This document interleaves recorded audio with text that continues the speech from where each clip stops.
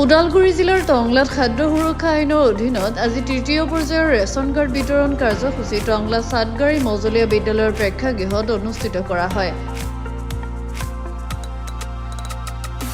অনুষ্ঠানত মুখ্য অতিথি হিচাপে অসম ৰাজ্যিক মহিলা আয়োগৰ উপ-সভানেত্ৰী নীলিমা দেৱীৰ লগতে কলাইগাঁও বিধানসভা সমষ্টিৰ বিধায়ক দুৰ্গা দাস বড়ো, ননৈ চেৰফাং পাৰিষদীয় সমষ্টিৰ EM সঞ্জিত তাঁতী, শালিংদুৱাৰ পাৰিষদীয় সমষ্টিৰ MCLA দিলীপ বড়ো, প্ৰাক্তন EM জগদীশ চৰকাৰৰ লগতে বনজাৰ দৈমাৰী উপস্থিত থাকে।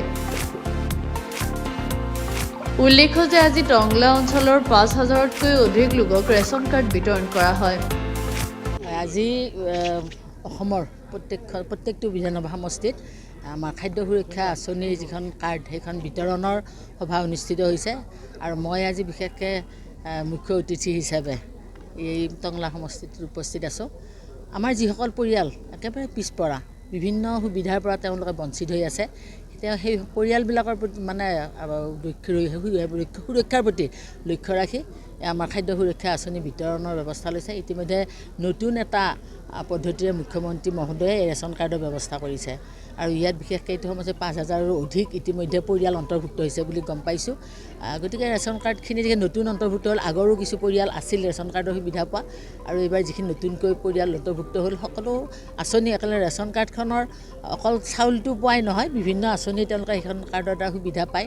গতিকে পৰিয়ালবিলাক যাতে এই সুবিধাৰ পৰা বঞ্চিত নহয় আৰু তেওঁলোকে যাতে পিছ পৰি নাথাকি তেওঁলোকে যিটো খাদ্য সুৰক্ষা বুলি কোৱাৰ লগে লগে যিটো কৈছোঁ, খাদ্যৰ কাৰণে এটা পৰিয়ালে বা এজন ব্যক্তিয়ে যাতে বঞ্চিত হ'ব নোৱাৰে, ভাত এসাঁজৰ পৰা যাতে বঞ্চিত হ'ব নোৱাৰে, তাৰ প্ৰতি লক্ষ্য ৰাখি এই আঁচনি বিশেষকৈ কাৰ্ডখন দিয়া হৈছে। গতিকে যিবিলাক আমাৰ হিতাধিকাৰী আছে তেওঁলোকে কাৰ্ডখন ল'ব আৰু দেখিছোঁ এইবাৰেই নহয় অকল, আৰু ভৱিষ্যতেও আৰু হয়তো পৰিয়াল আমাৰ ৰখি যাব পাৰে। মুখ্যমন্ত্ৰীয়ে এই চিন্তাৰে ৰখি যোৱা পৰিয়ালবিলাকো যাতে ভৱিষ্যতে দিয়াৰ চিন্তা কৰিব।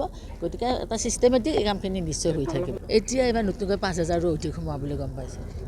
যি তৃতীয় পৰ্যায়ৰ যি ৰেচন কাৰ্ড বিতৰণ আছিল, সেই ৰেচন কাৰ্ড বিতৰণৰ পৰ্যায় আমি শুভাৰম্ভণি কৰিলোঁ।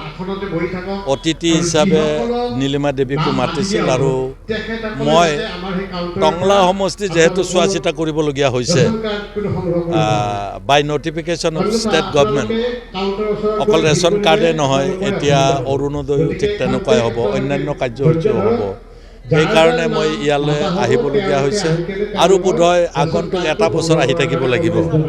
মই বিশেষকৈ টংলাবাসী যিসকল ৰাইজে আজি প্ৰায় ২৫০০ পৰিয়াল আৰু ১২,০০০ জনসংখ্যাই যি বেনিফিট পাইছে, মই তাৰ কাৰণে ৰাজ্য চৰকাৰক ধন্যবাদ দিছোঁ। খাদ্য সুৰক্ষা আইনৰ অধীনত ৰাজ্য চৰকাৰে পূৰ্বৰ যি আইন ২০১৩ চনত পাছ হৈছে, সেই আইনখনৰ কাৰ্যক্ৰমণিকা দ্ৰুতগতিত আগবঢ়াই নিয়াৰ কাৰণে যি প্ৰচেষ্টা চলাইছে তাৰ কাৰণে ধন্যবাদ জ্ঞাপন কৰিছোঁ। আৰু এই ৰেচন কাৰ্ডখন চিম্পল ৰেচন কাৰ্ড হৈ থকা নাই, ৰাজ্য চৰকাৰে এই ৰেচন কাৰ্ডৰ জৰিয়তে কেইবাটাও দুখীয়া মানুহক সহায় কৰা বিষয় যেনেকৈ অৰুণোদয়কে আৰম্ভ কৰি লিংক আপ কৰিছে আৰু সেইকাৰণে অলপ যি বিল' পভাৰ্টি লাইনৰ বিশেষকৈ ৪ লাখৰ তলত আৰু ২ লাখৰ তলত যিখিনি বিল' পভাৰ্টি লাইনৰ ব্যক্তি আছে, যিখিনি ৰেচন কাৰ্ড পাব, এই ৰেচন কাৰ্ডখন তেওঁলোকৰ কাৰণে অতি মূল্যৱান আৰু তেওঁলোকৰ কেইবাটাও তেখেতসকলক দিয়া সুৰক্ষা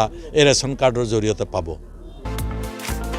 টংলাৰ পৰা মৃন্ময় চহৰীয়াৰ ৰিপৰ্ট, গ্লোবেল NE 24/7।